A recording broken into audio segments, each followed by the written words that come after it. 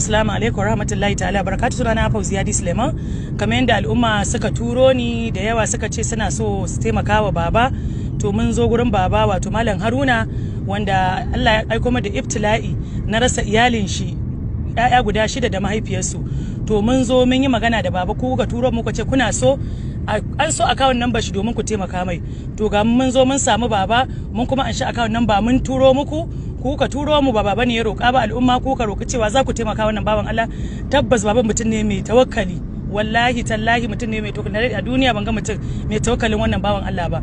Allah ya bashi dangana, Allah ya bashi dangana. Za ku ji akawun din a gaba ga wanda Allah ba iko za ku taimaka mai. Allah ya sai. Baba yanzu kamar da roƙa a ce na zo in ce mu. Ya hakuri zai za a ganki. SA na shugaban kasa ne zo. To gashi account din shi 0063 06 52 43 0063 06 52 43 da Hausa 00 63 0 6 5 2 4 3 bankin access ya suna Haruna Bashir wanda suka ce suna so su taimake shi ga mun zo mun isar da sakonku. Allah ya kara hakuri, Allah ya gafarta.